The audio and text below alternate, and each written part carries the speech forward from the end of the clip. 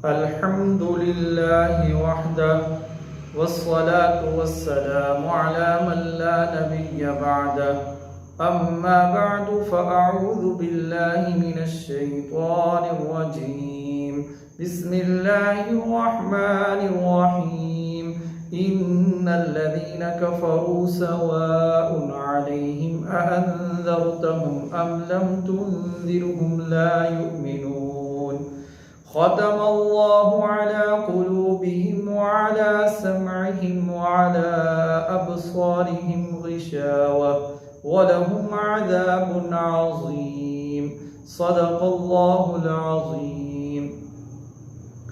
محترم سامعین، سورۃ البقرہ کی آیت نمبر 5 اور 6 کی تلاوت کی ہے۔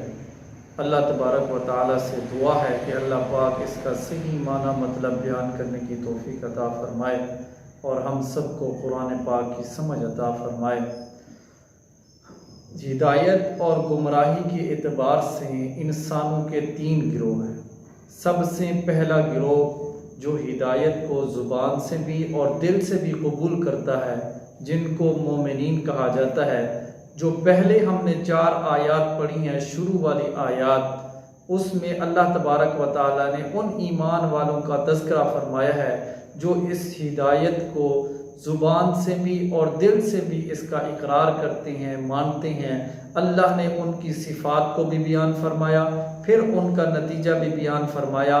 ان الذین کفروا، ان آیات میں اللہ تبارک و تعالیٰ نے دوسرے گروہ کا تذکرہ فرمایا، جو لوگ زبان سے بھی انکار کرتے ہیں اور دل سے بھی انکار کرتے ہیں ہدایت کا، اور ان کو کافر کہا جاتا ہے۔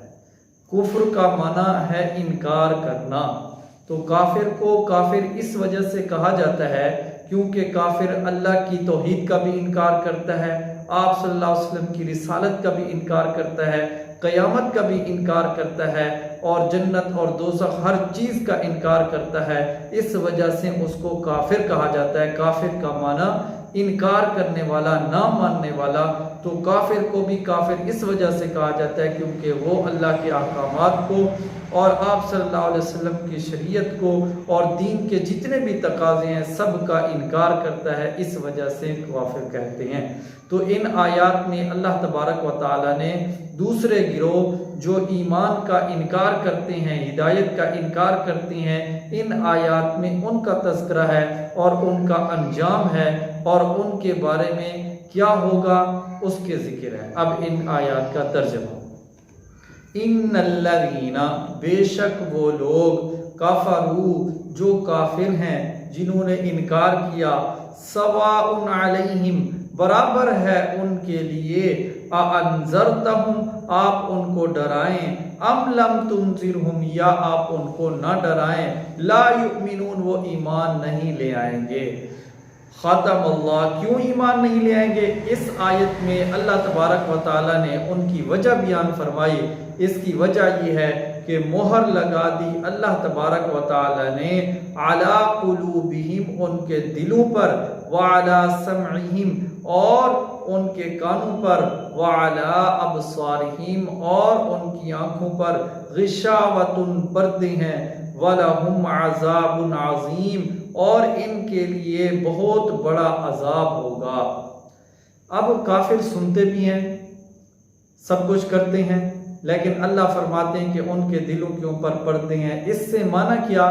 اس سے معنی یہ ہے کہ ان کے دلوں کے اوپر جو پردے ہیں، اس سے مراد حق بات سننے کے لیے، حق بات کو سننے کے لیے ان کے دلوں کے اوپر پردے ہیں، اور کانوں کے اوپر اور آنکھوں کے اوپر جو پردہ ہے، اس سے مراد یہی ہے قرآن اور حق بات اور آپ صلی اللہ علیہ وسلم کی بات کو سننے اور تسلیم کرنے کی وجہ سے ان کے دلوں کے اوپر پردے ہیں۔ باقی وہ دیکھتے بھی تھے، ہر چیز سمجھتے تھے، باقی حق کو ماننے، تسلیم کرنے کے بارے میں متعلق ان کے بارے میں ہی فرمایا گیا کہ ان کے دل پردے کے اندر ہیں۔ حدیث پاک کا مفہوم ہے کہ ہر بچہ جب پیدا ہوتا ہے وہ فطرت اسلام پر پیدا ہوتا ہے، پھر اس کے ماں باپ اس کو یہودی بنا دیتے ہیں یا نصرانی بنا دیتے ہیں، اگر وہ مسلمان ہوتے ہیں تو مسلمان بن جاتا ہے۔ تو ارد گرد کا ماحول بھی کبھی کبھی انسان کو، ارد گرد کے ماحول کی وجہ سے انسان اپنا مذہب بھی تبدیل کر دیتا ہے اور اپنا مسلمان ہونا سب کچھ ہر چیز تبدیل کر دیتا ہے۔ تو اللہ تبارک و تعالیٰ نے یہ ایمان کی فطرت ہر انسان کے اندر رکھی ہے، لیکن فطرت اپنی بات میں وہ تبدیل کر لیتا ہے۔